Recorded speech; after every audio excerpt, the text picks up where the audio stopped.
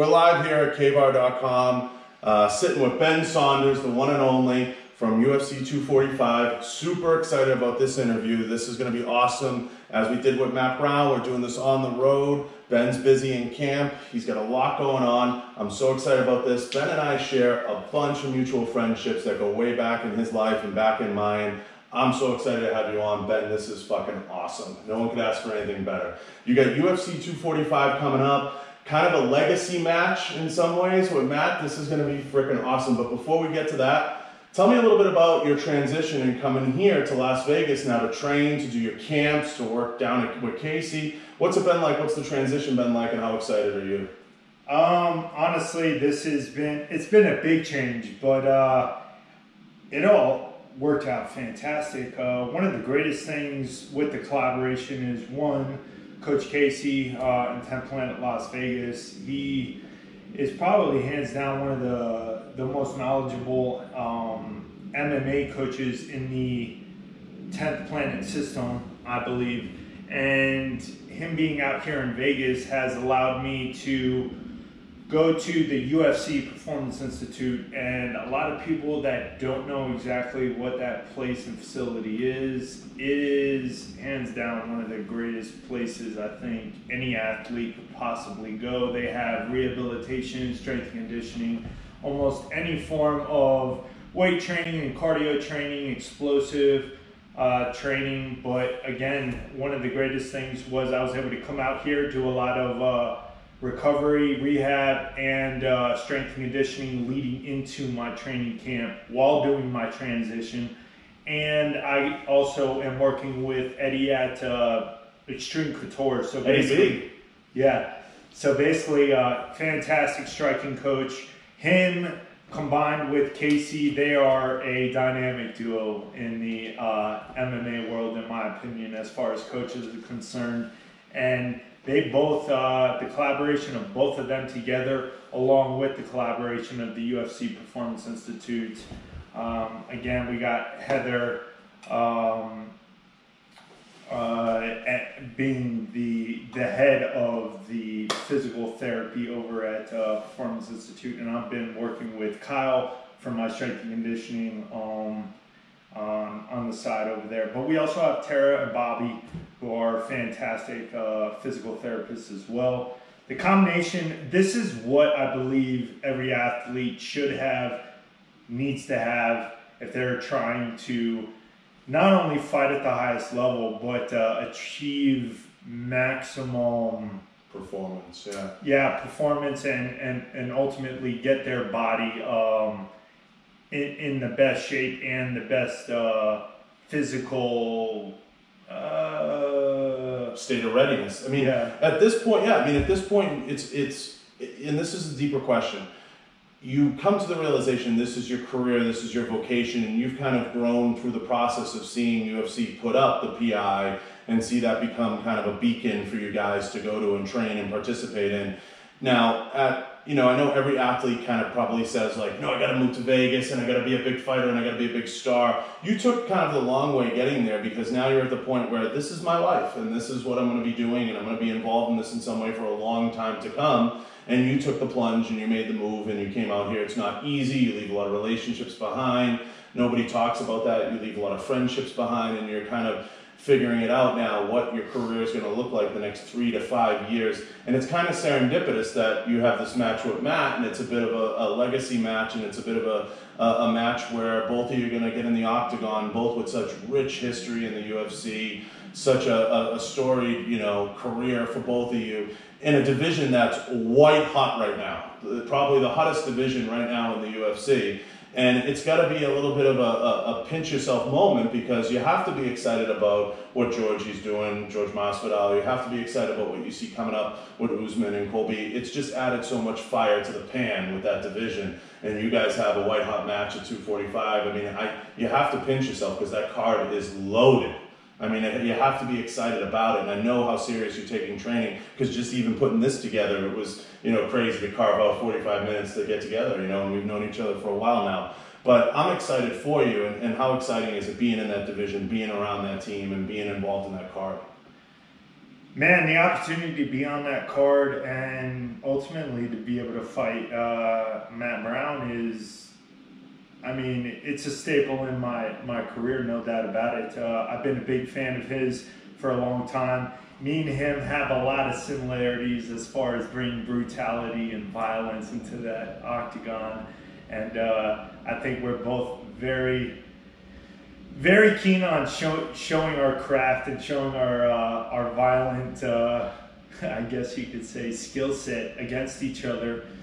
I thought this fight and this matchup actually would have happened quite some time ago.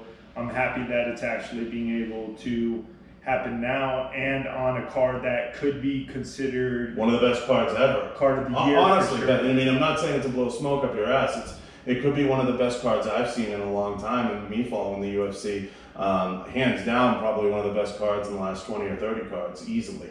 I put it right up there. You have top down. What do you have? 4 title matches on it now. At least 3. Is there 4? You have Colby's. You have a bunch. You have a whole slew. And you guys are like, it's crazy, but you guys are like mid card. It's insane. I mean, I honestly think that that's crazy. So I think everybody's going to get what they asked for. I've heard those tickets are going for $1,000 a piece just to get in the building, retail. So it's going to be a lot of fun. I'm excited to see it play out. Having a relationship with both you and Matt has been a lot of fun through the years, and I'm going to be torn to shit. I'm rooting for both of you to just put on a fucking unbelievable show. What is it about, these legacy matches that we're seeing pop up in the UFC that has really helped and enhanced a lot of you guys' careers in many ways, because the UFC is almost paying homage not just to you guys, but to the history of the game by getting some of these folks together. I mean, we've seen so many of them throughout the year. It has to mean a lot for it to be Matt in this position, like you said, because you've kind of said it, something could have happened many times. But we've seen these before, and this is one that I think a lot of people have played maybe in the video game, have seen, but never seen the real thing. It's got to be a surreal moment. I'm excited for both of you. And what do you think this means for the UFC? Man, the UFC, it's hard to kind of even comprehend where it was to where it is now. Right. Because there's been such a crazy fluctuation and drop in maturation of the whole thing. Well, if you think about it, like when I first got in the UFC on The Ultimate Fighter 6, we were dealing with our sport granted, after The Ultimate Fighter Season 1, Stephan Bonner versus Forrest Griffin, obviously blowing it up and saving our sport from being shut down, we were still trying so hard to get sanctioned in every state. I mean, there were still states that weren't even allowing it, and we just got New York, man, not too long ago, and it's 2019 right now. So, like, when I think of where we were back in the day, and it was really more like, it wasn't do and say anything to get publicity, do and say anything to get the buzz going. It was whatever you say and you do better be or should be in a positive light for the sport, because we're trying so hard to save this. And it was so virginal, it was so fragile. It was at a point where it could have gone either way, and everybody had to be a little careful, a little bit of kid gloves in how they approached it. But you've grown through that. You've been a part of that, and it's exciting to see guys like you who are really pioneers of not just the UFC, jiu-jitsu, and everything else coming into this mainstream. I was saying it the other day to a friend, in some ways, we have to be marching a little bit towards a jiu-jitsu bubble, and we're seeing wrestling come in. And I was actually talking to Tony about it the other day, Real World Tactical, and I was talking to Ruben about it. At what point, with the rise of wrestling now and grappling, do we see more wrestling schools come in? Is there too many jiu-jitsu schools? How does it all shake out? Well, wrestling is a rough one because, in my opinion, a lot of people that are into wrestling and get into it with it, whether it be in middle school or younger, leading into collegiate, leading in from collegiate, usually the goal was Olympics, right? So that was what used to be the goal and the potential aftermath of collegiate wrestling. But now I think it's almost become pretty much a staple that whether you're high school or collegiate wrestling, there is the potential of becoming a pro MMA fighter as your aftermath, as your if Olympics don't work out, as your next go-to. And ultimately with wrestling, the better you are at wrestling, if you can dictate where the fight takes place, whether you're using it to keep the fight standing or using it to take the fight to the ground, that is a very, very important aspect of the overall MMA game. Yeah, I mean, all fighting is a management of distance, right? You know, we've seen John Jones manage distance so well. You see Stylebender manage distance so well. It's come to me that the top guys stay in the game the longest because they're managing distance. And that's one of the things that I feel wrestling, incorporating wrestling, Muay Thai, the striking and the kicking, and you see a lot of guys doing leg kicks more and more and more. And in the early UFCs, the first 100 of them, you saw almost none of that. And you're seeing grappling, as you said, the standing, keeping guys on their feet, coming into play, or using the fence properly is really, really something. But I feel, and the reason I brought up the jiu-jitsu bubble, that you're going to have to see, and Eddie talked about this a little bit recently when Eddie was in town, you see more of the gyms incorporating the wrestling into the jiu-jitsu gyms and bringing more of those aspects into it, you know, and people forget some of those double leg takedowns and single legs. A lot of those are wrestling principles. Is that something you'd like to see come more and more into jiu-jitsu, the wrestling, and bringing wrestling coaches in, or do you want to keep it tried and true jiu-jitsu? I think that would really be dictated school to school and how the instructor or owner of the academy wants to run their program. I do believe that knowing basic fundamental takedowns is very beneficial and very important ultimately, because whether or not you're wanting to use them to take people down, knowing what could be used against you to take you down is the same thing. So knowing how to do it is the same thing as knowing what could be done to you. Maybe you don't know how to defend it, but at least you know what they're going for. You understand the process. Again, I think most jiu-jitsu places tend to include some form of wrestling. Just in some places, it depends on the instructor whether or not it is a high priority or medium or low priority.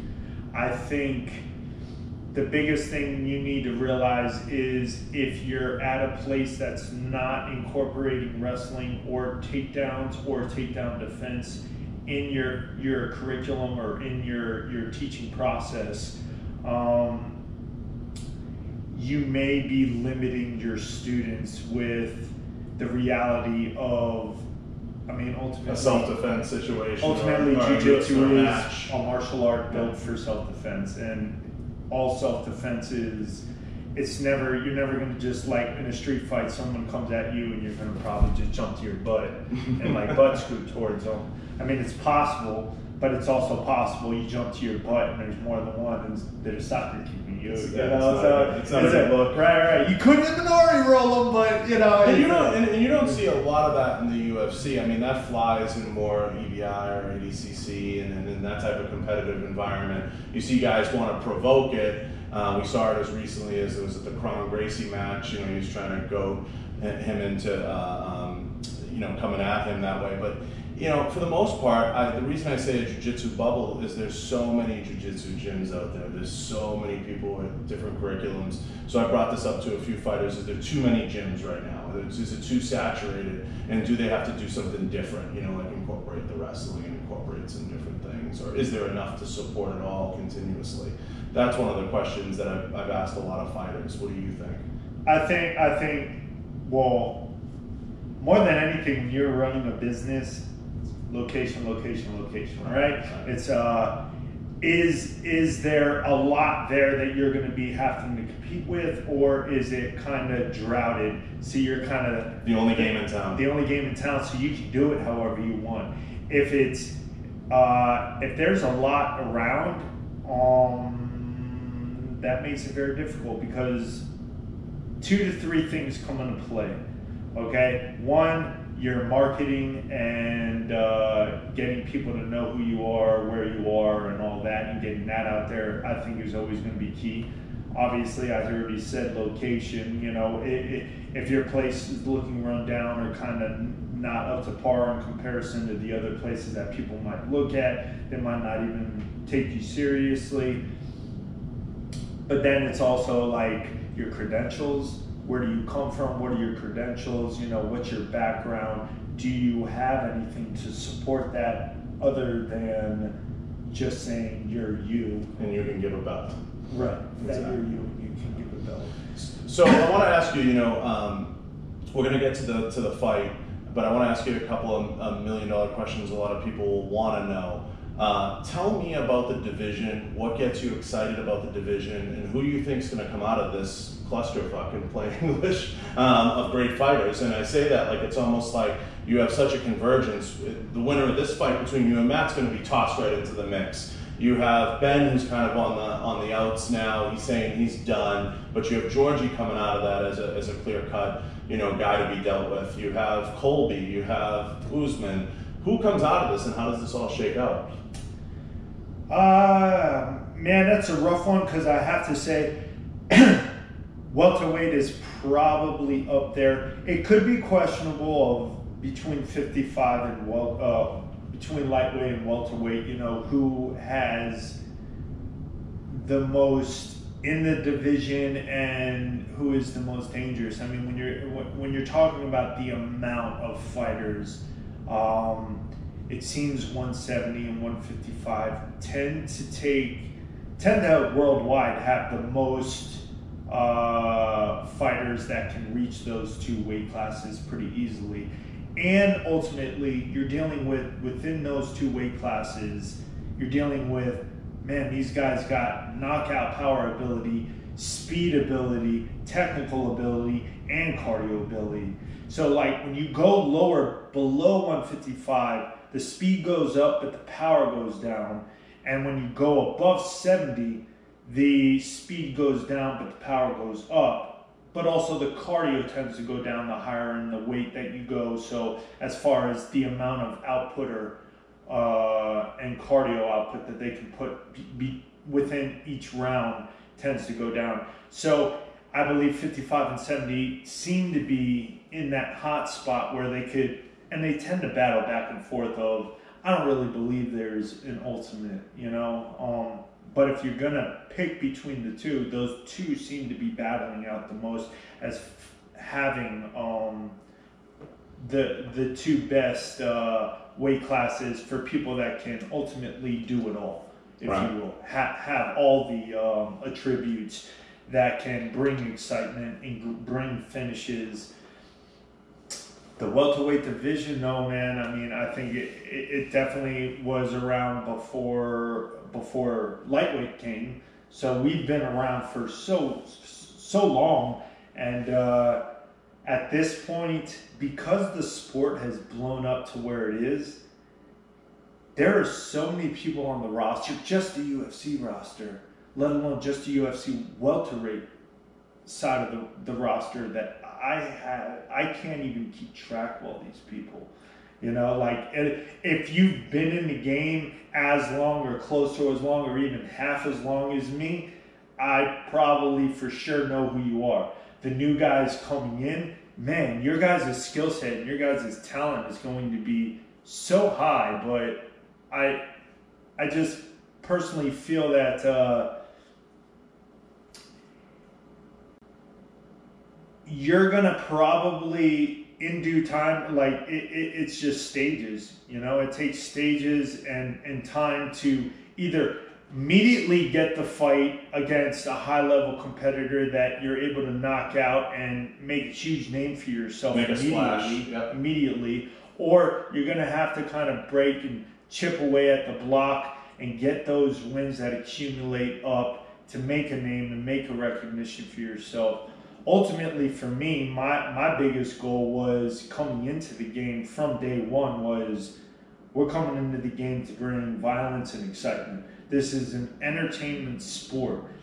Yes, the win is super crucial and super necessary, but if you aren't able to accomplish getting a win in artistic talent and exciting fashion, how many people are going to be rooting for you, and how much is your fan base even going to build or be there? So that was always a key for me. So I think I've stayed pretty true to that state of mind throughout my entire career every time, and I also believe that's for sure how I got this matchup against someone like Matt Brown.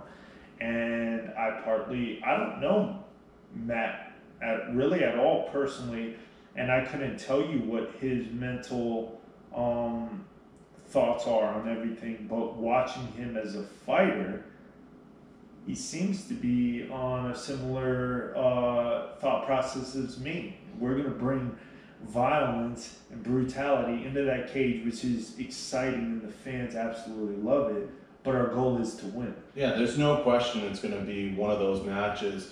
Now, coming out of the division and giving us the insight, do you think, does Colby beat Usman? How does this play out? Does Georgie come right into the mix, and then one of you guys potentially maybe slides in?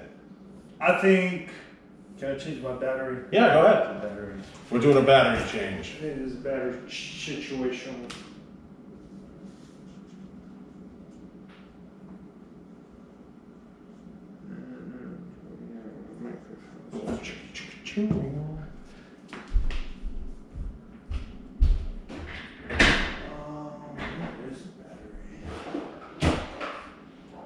It's a good thing we didn't do it live. Would this have been live? Yeah. Normal. Slight I'm technical it's so dumb. I should have had two in this bitch, but test. no. This is good. Come on. There we go. That one goes that way.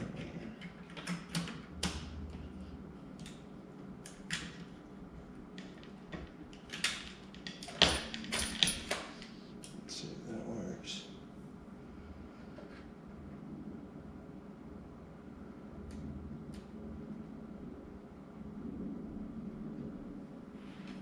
Yeah. There you go. I knew it. You're hot. Knew it. We can reboot the question to make it a little easier. Well, that's still recording. Yep.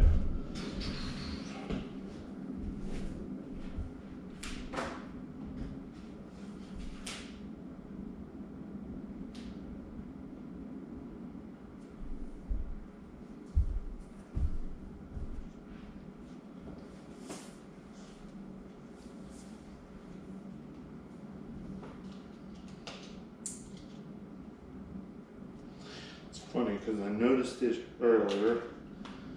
And I was gonna throw another battery in that bitch, but I forgot. Yeah, that's no big deal. We can edit it. So, ready? 3, 2, 1.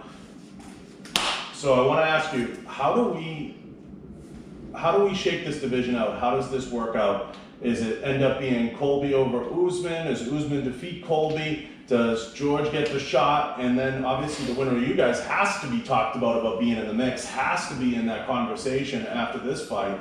How does it all play out in your mind, or where do you see the path? Because I think George has laid out a little bit of the path to getting the shot. I would think he'd be in line if things work out. How do you see it playing out? This is all weird because like it's hard for me to talk about these kind of things because I feel they could go in so many directions. As far as Usman versus Colby, I think Usman wins. I think if Colby does somehow pull it off, it's because he does his, I'm going to throw a bunch of strikes while trying to come forward, hoping to have Usman go back in a straight line so I can get a body lock and just possibly get a takedown. Maybe, I don't know. It might be hard against Usman, whose wrestling is fantastic. And he's not going to have that crazy size advantage like he did against Saunders, which I felt was pretty much his key to victory. Throw all these strikes out to get the closing of the distance, smash him into the cage, use that size. Win the points game. Yeah. I mean, points game, but also GSP old school against BJ Penn, right? Mm-hmm. Get him against cage, wear him out, make him wrestle, get lactic acid buildup, possibly put into those arms and put it into those muscles so you don't have as much fire to pop and really put someone away. Again, Usman, I think, has such a fantastic training camp at Hard Knocks. I think the guys that he trains with over there are so good that he's definitely going to be well prepared. The question at this point, I think they're both going to be very well prepared, and they're both going to be in shape. It's going to be really 2 to 3 things. One, is there an injury or any weird factor that plays a role throughout the training camp or leading into the fight that end up becoming a crippling crutch to help or hinder one or the other? There's always that possibility of a potential bad weight cut situation from either one of them. Of course. Not saying that they've ever showed that. But people don't talk about that enough. That's a real factor, of course. It's a factor in the game. It can easily play a big role. And then the other thing is, they both have fantastic weight cuts. They both have no injuries. Then we really get to see, at that point, we get to see on fight night, because again, that becomes, I feel, it physically nothing's a problem. It becomes an emotional and a mental fight of who can have the more emotional control of themselves in the situation, and then who has the mental toughness to either, some might have to fight out of adversity if they're losing a round or two or get hurt or rocked. Or some might, again, have some personal things going on in their life that play most people don't ever factor that in, but that could easily play. And game plan's another one. I mean, you go into every fight with a game plan. Everybody watches film. Everybody watches tape on a guy. And you look for those ticks and you look for those things. People don't talk about, like you said, a bad weight cut. That's never discussed enough, potentially. And also the potential of going into it with a certain game plan, and maybe that game plan doesn't work out 110%. Maybe you have to change that game plan between round 2 and 5.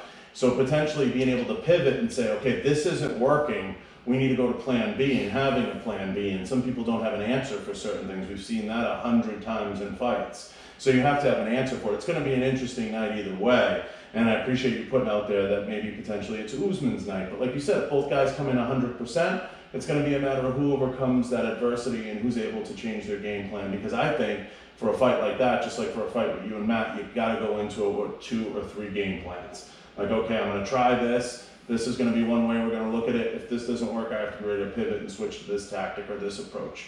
Because you're just such seasoned guys. It's like going up against a pitcher in baseball that has 5 pitches. Okay, if you can't hit the fastball, you got to have an answer for the curve. If you don't have an answer for the curve, you're going to strike out. I mean, there's no 2 ways about it because you already went down 2 strikes. So you have to have answers for those things, and there's no doubt. It's going to be a super fun night, and then you have some women on the card. You have some awesome stuff that's going to play out.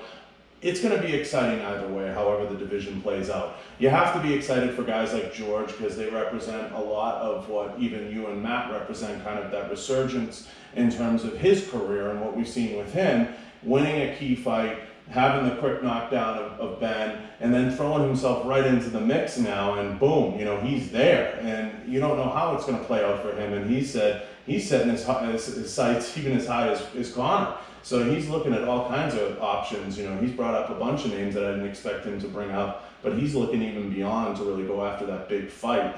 And that's the politics of the UFC, right, Ben? I mean, you have to always kind of have your eye on what the big opportunity is for you. and where that can go for you, because you said it's entertainment. Let's say things work out with you and Matt, where does it go from here? Man, that's a very good question. It's not so much what I ever try to think about before the fight, and some people do think about it before the fight, but the reality is, yeah, you can dream and kind of imagine the path, right? When everything and if it all works out perfectly. But I feel there's so much importance of realizing and staying focused on the task at hand, and that is where the real pressure is, and that is where the real danger is. It's not, oh yeah, everything goes my way, and then what's next? It's, no, I got this savage in front of me that's going to be trying to murder me. Well, luckily for me, I'm a savage too, and I'm going to be trying to murder him. Yeah, so, of course. The right answer is I'm focused on this right now, right? And, right. But you always kind of, say, geez, if this happens, it could lead to this, and that could be fun and exciting. And there's so many, as you brought up with the division, there's so many cool ways it could go. There's so many fun ways it could go, because it's one of those divisions. It's not like a lighter weight division, like you said, that you're kind of limited. There's not a lot of options, and it's not like heavyweight where you're kind of a heavyweight. That's where you are. And that's what makes this division the most exciting in so many ways, is you can jump around and kind of do so much. I brought up an interesting topic to Matt, and I wanted to get your thoughts on it, because it's something I brought up to Colby. I have to, kind of get into you guys' head, because I'm a huge advocate of the fighters, and you guys go crazy putting yourself out there. Matt brought up, he said, when I first retired from the UFC and I was stepping away, he said it was interesting, with the growth of the UFC and how the UFC has grown, they don't have a lot of programs in place for the fighters after the fighting ends. Is that something that you think would be coming? Is that something Dana or Forrest have talked about? Having programs in place, like maybe to help you guys open gyms, help you guys transition into regular life? Because Matt said he was very surprised when he left the UFC. I mean, he's like, nobody calls, nobody's there. Is that something you think with the growth that'll come down the line? Probably not anytime soon. Again, the difference between us and NBA and NFL and all that is we are considered private contractors, right? So we're not. Yeah, we fight for the UFC, but we're private contractors that fight for UFC, as opposed to being an NBA or an NFL player that is literally an employee of the NBA and the NFL. We do get some more benefits than other organizations, as far as like they have stepped up their game, as far as like there is some medical help that policies put in order to kind of help us as we do our training camps. So if we get injured during a camp or outside of a fight, you're covered. Right. We do have, and again, so it's slowly, progressively getting there. But I would have to say, what about boxing? Right? Like, boxing's been here way longer than us.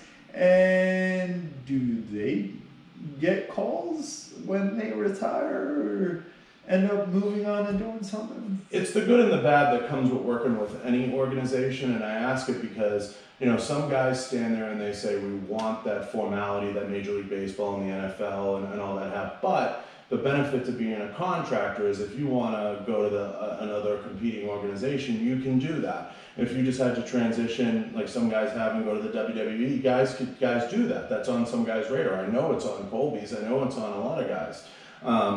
There's good and bad that comes with that. There's exclusivity if you end up, kind of as a UFC employee, but there's a downside that comes with that. And I ask it because, there's been so much growth, and with the rise of the PI and then putting programs in place, I wondered if that was something that would be coming later on or transitioning, how guys can get a gym opened up or builds to the next point of their career, or if that's something you even cared about,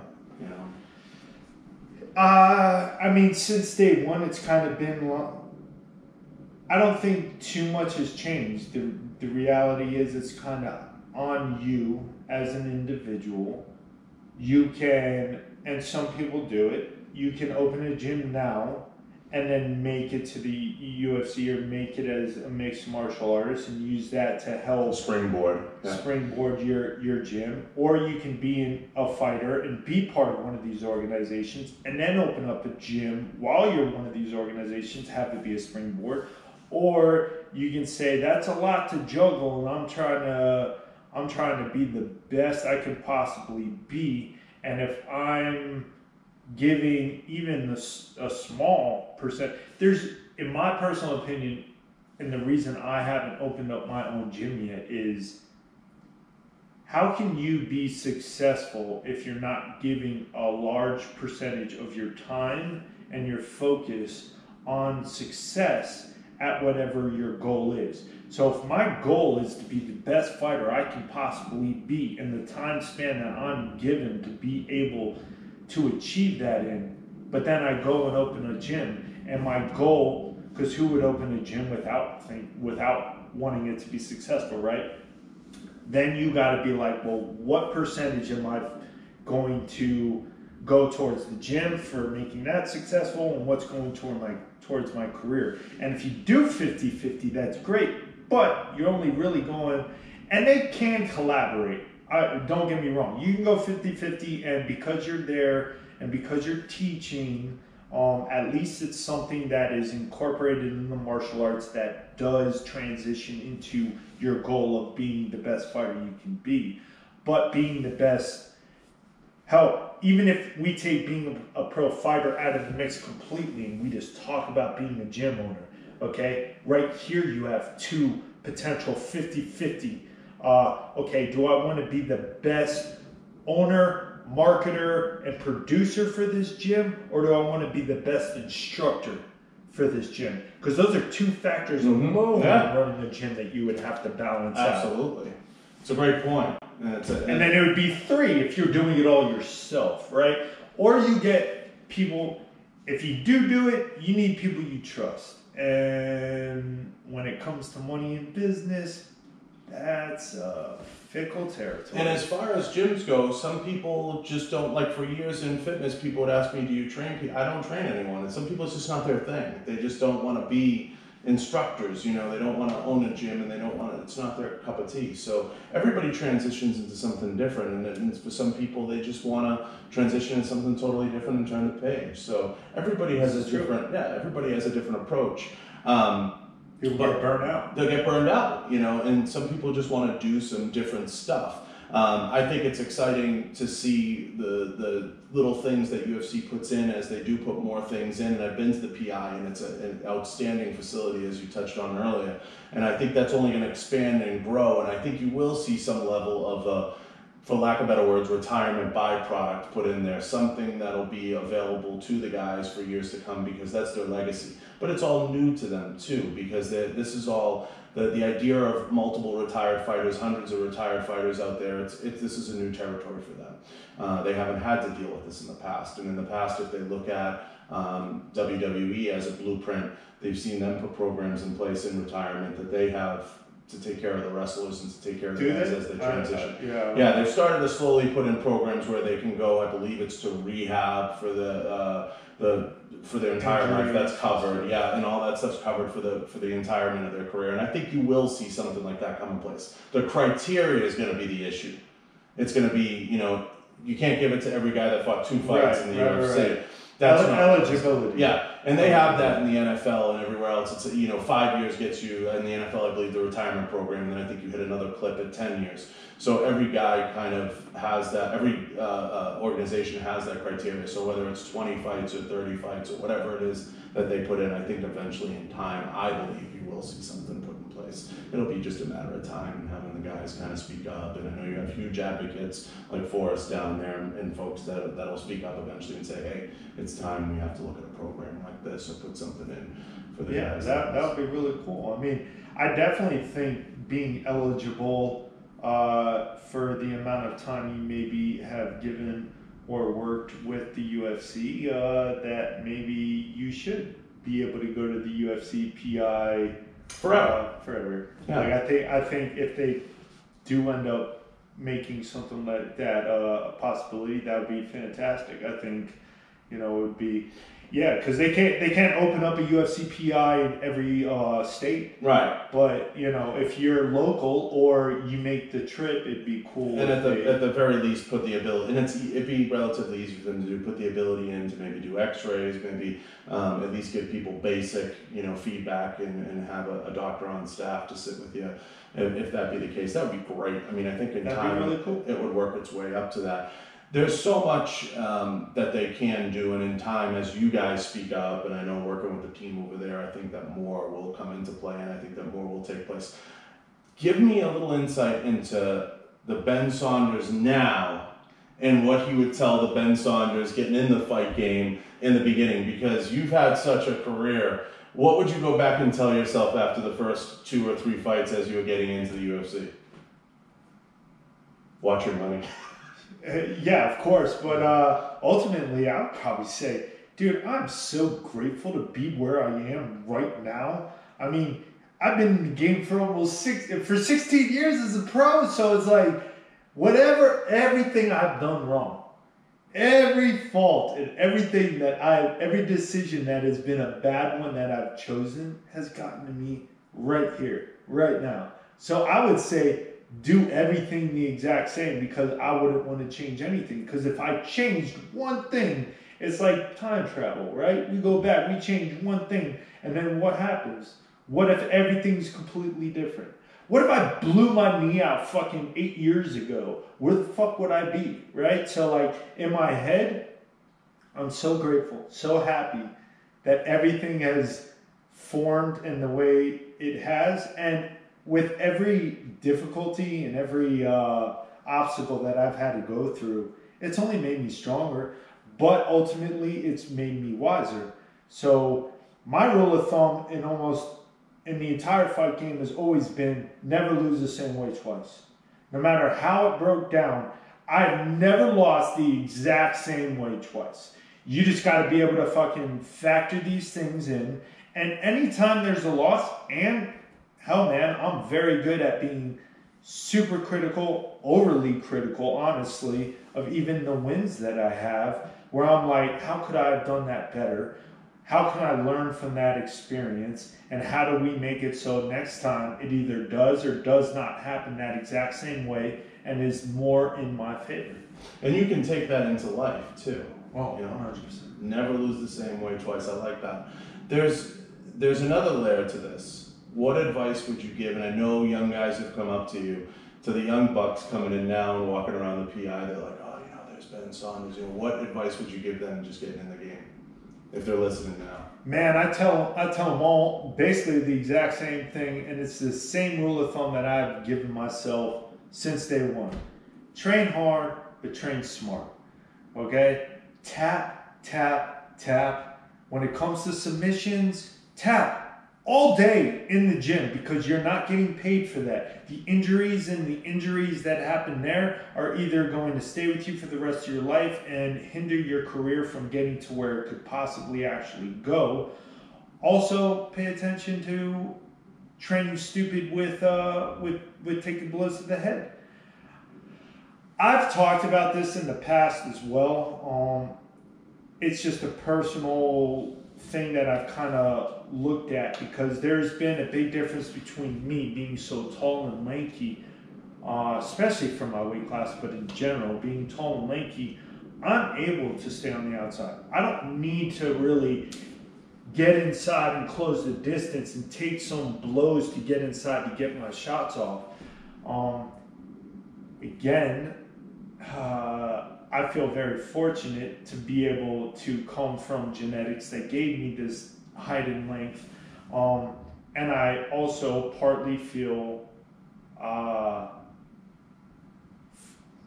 don't want to say sad. I don't know the proper terminology that I would say, but for my friends and close teammates that have been shorter and stockier, the blows that they have to take to get inside really hurts me, you know, because I love them to death. So like, whether I try not to, obviously knock out or mess up my teammates we're sparring, but when I do see it happen with other people that are going hard, or even worse, seeing it actually happen in a real live fight. Sure. That's something I think every fighter needs to pay attention to. Pay attention to your weight class and pay attention to your height and your reach. If you're fortunate enough to be tall and lanky, that does not mean that you're going to be good at, we're going to be like a giraffe, or, well, I guess a giraffe too, but I was going to say like a rhino. No, I was going to say like Bambi, like a fucking deer that doesn't know how to use these gangly lankiness, and we just kind of stumble and fall over. Sure. To actually, that's why it takes heavyweights too, right? Like they tend to, later on in their career, actually start to really put it together in how their body moves and how to use these big, heavy, long, lanky limbs. Well, it's funny because Eric Anders spent a lot of time talking to me about this, and I didn't realize how much thought went into that because he was a college linebacker. So he had every right to come in and be a heavyweight. And when I was talking to Nicky Rod was like all about being a heavyweight. And Eric was like, you know, when I played football, I had these big bulky muscles. I found that at that lightweight division, it might even be a little lighter, that he really hits a home run, because he said I had these bulky, you know, muscles, and I didn't really feel I was hitting my best stride. So he transitioned to light heavy, and he may even go lighter down the line. We don't know that yet. We'll see. But he's doing okay at the division he's in now. But he spent about 20 minutes talking about that exact topic and how important that was and how much thought really went into him cutting the weight and bringing his weight down and focusing on where he felt he could excel his best in what division and how that played out. So you brought up an important point, paying attention to your reach, to your height, to your genetics, to your weight. And there's a reason, this is across the board in every sport, right? We see this everywhere. There's a reason most of your Mr. Olympias are 5'9". There's a reason some of your best baseball players are between 6 feet and 6'2". You know, there's something about that range that people just really excel in. And you look at some of the top contenders right now, top fighters right now, Stylebender, John Jones, they're long, they have a lot of reach, they're able to get out there, and like you said, keep the distance, something we talked about, that's important in self-defense, that's important in MMA, that's important in the cage, and maintaining that. And you have, you know, you say lanky, but you have that reach and that ability to play the game in a couple of different spaces. You know, we haven't seen a lot of guys successful that don't have that.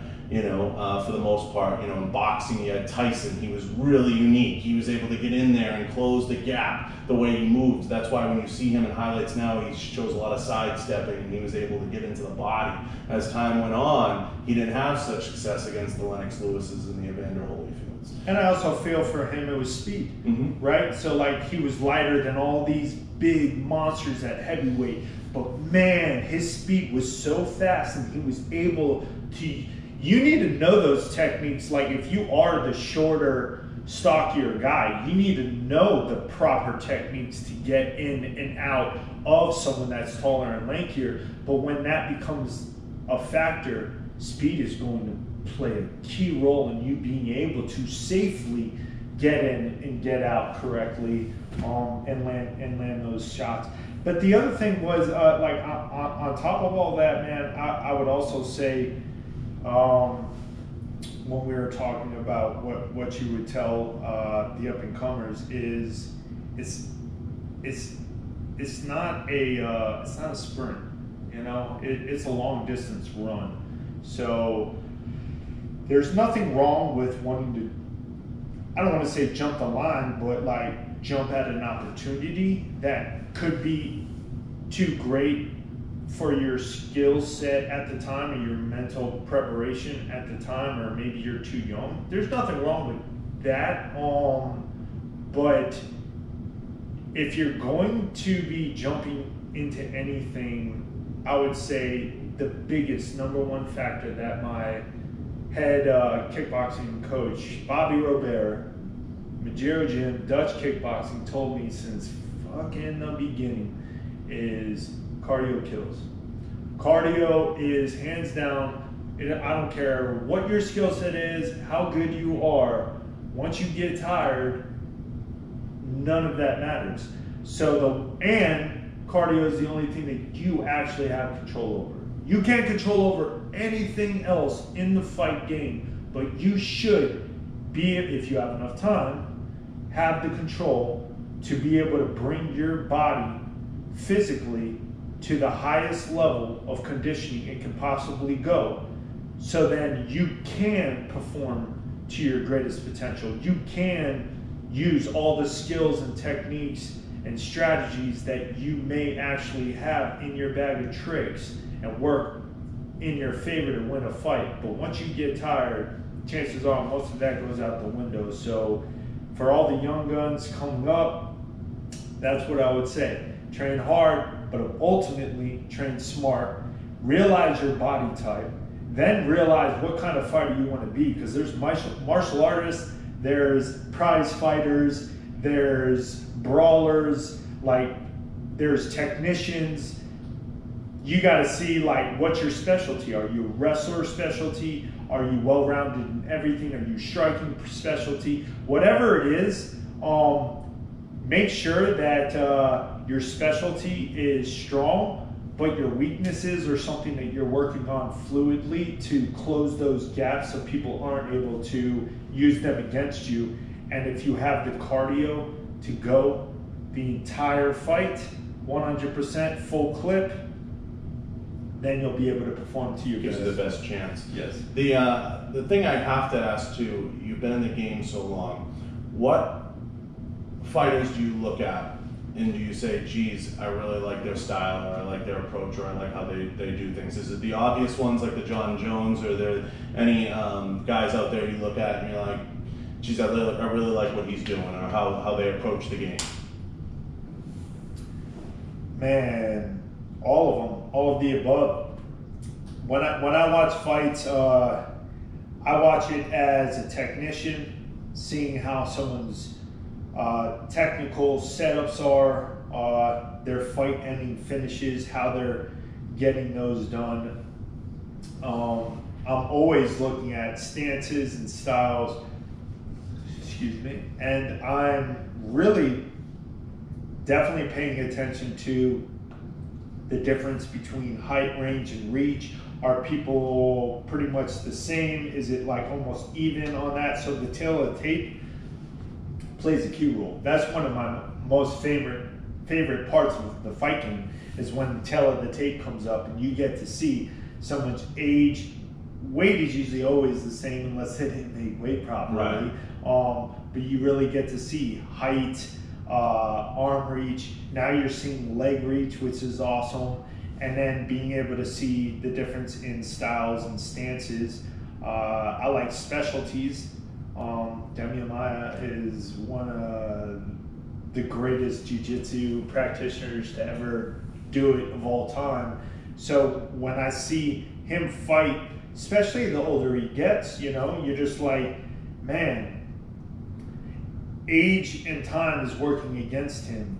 But as such a specialist in his game and in his craft, for him to come up with ways to still get these victories, get the back, get these positions is something that I not only really enjoy watching, but I find inspirational.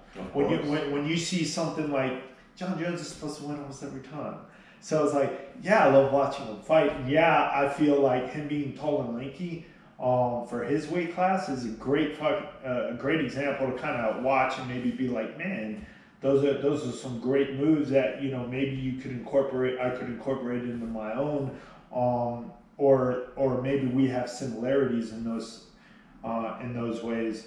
But I definitely, at this, seen from the beginning of UFC 1 to where it is now, I still get the biggest joy and probably enthusiasm in the fight game when I see specialists. Right. Because that's like old school karate versus judo, or, you know, kickboxer versus jiu-jitsu. Yeah.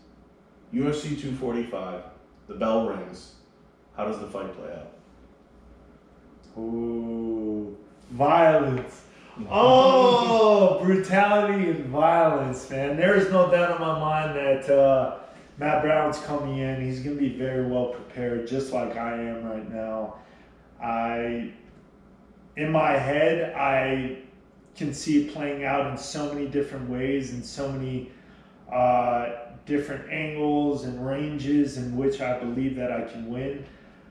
But ultimately, I'm trying to get a bonus and I'm trying to shock the world. Of course. I want to show off some techniques and some skills that have never been seen before. Every time I go in there, I'm looking to make a highlight reel.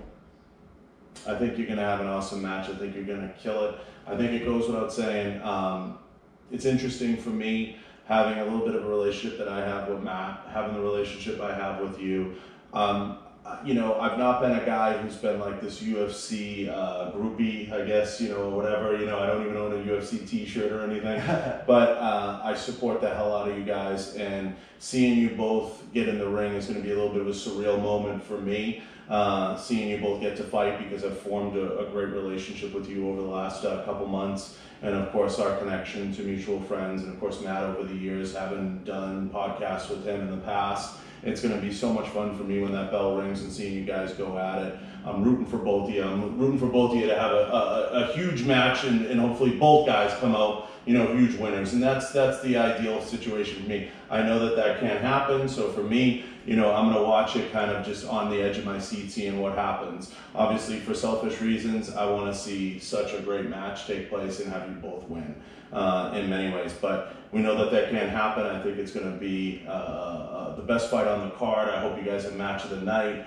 I think it has the potential to be that, and I think it's one people have wanted to see for a really long time. As far as you and I go, bro, I am so over the moon that I get not only the opportunity to train with you, I get the opportunity to spend time with you, to do interviews like this with you, and I'm hoping we're doing a badass interview after this is all over and you come out on top. So hopefully all those things happen and play into it, and I think you're going to crush it here in Vegas. I think it's the ideal spot for you. I think you're going to flourish. I think you're going to have a great second half of your career here, if I can say that. But, who knows? I mean, you're young enough. People are fighting now to 42, 43, 40. And now Tom Brady's setting the bar to, be in the game for, forever long. So time becomes a non-factor, and you have plenty of a road ahead of you in the way Cowboy fights. I mean, forget it. Right. He's fighting, 100 fights. But I think there's the potential for that level of longevity, and I'm excited about where it can go, man. And I can't thank you enough just for your level of friendship and being able to spend the time with you and do stuff like this. It means a lot. It's an honor. Thank you for having me. Oh, of course. I want to give a quick shout out to everyone over at K-Var, K-Var.com for sponsoring this. I want to give a shout out to all the show sponsors, everyone that supports the show. Shout out everything you need to shout out, and tell everybody where they can find you. Big shout out to Fuji. They're amazing. Go check out their gear.